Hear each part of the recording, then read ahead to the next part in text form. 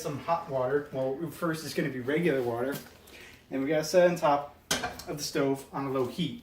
Now we're using saucepans for this, so that means it's going to be a little easier for us. What we're going to have to do is we're going to have to melt this white chocolate and butter.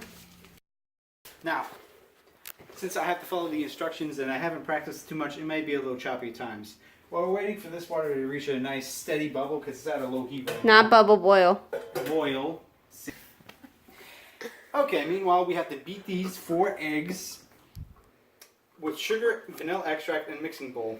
Now we got to get ready with the eggs. For this one it takes 4 eggs. We got to crack them open, put them in. Don't get your shells in there. I've done that before. It's disgusting. Why don't you get a little closer to see these eggs going in?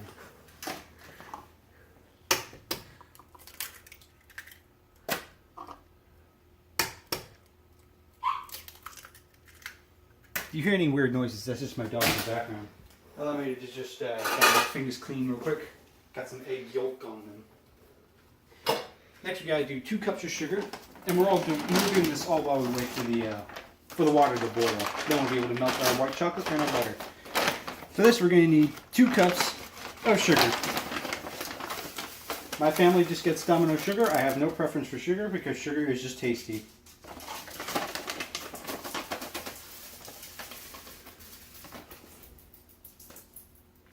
2 cups sugar, all done. Now it calls for 1 teaspoon of vanilla extract.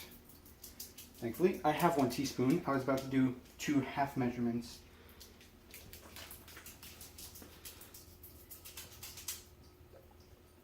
Pour it in, cap that, set it down. Grab your trusty whisk. Yes, it's John Whisk, you know. And now we just beat it together.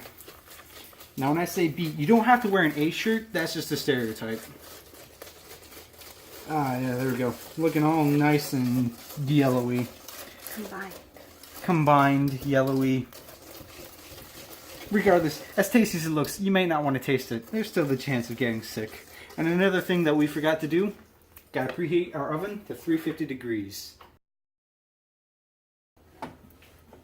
Now you may have noticed that there's actually a 3rd bar in here of chocolate.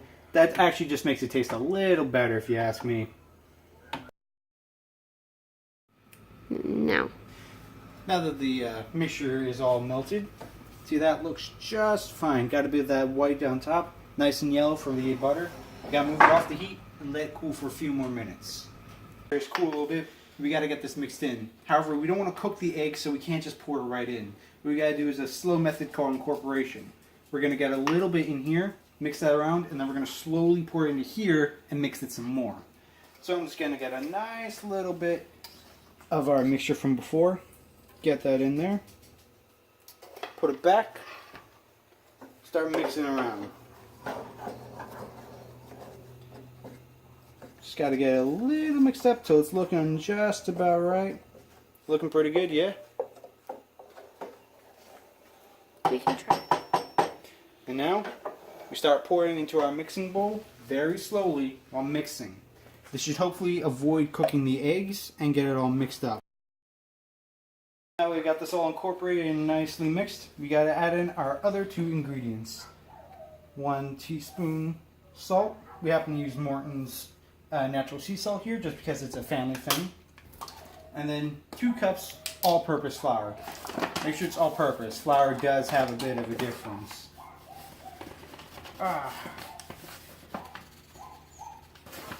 That's a nice healthy looking scoop there.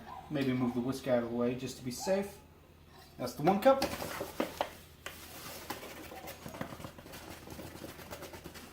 And cup number 2. Now that we got those all in there, time to mix it all up again. Now, next what we got to do is we got to get our pan nice and oiled. You can use just about any oil, but we just happen to have extra virgin olive oil here. So all you got to do, pour a little bit on. Cap that because you don't want that to get any ruined. Use some paper towels because that works best. And spread it around nice and slow. Camera one, you may want to get an image of this. There we go. Put it on the sides. Time to pour in our mixture. I just happen to have a spoon right here just to help scrape some of this in. Real easy to do. All you gotta do, tilt that, start pouring it in. There we go.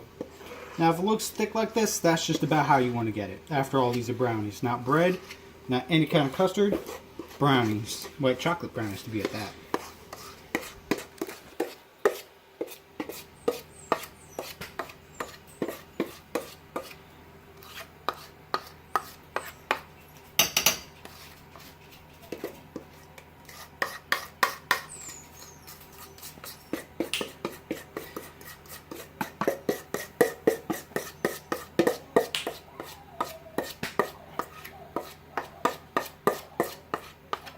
Now this stuff is a little tricky to actually just pour in, so don't be afraid to just mix it around.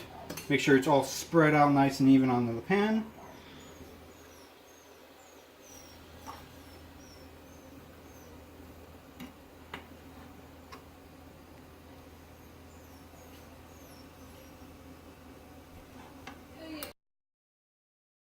Now perhaps, I meant to say perhaps one of the most favorite parts, adding in the chocolate chips. It says to do about 1 cup, but to be honest, you add as many as you want. You're the baker, who's going to argue with you? Now that this is all set, pop it into our preheated oven, 350 degrees, and we set a timer for 30 to 35 minutes. We're going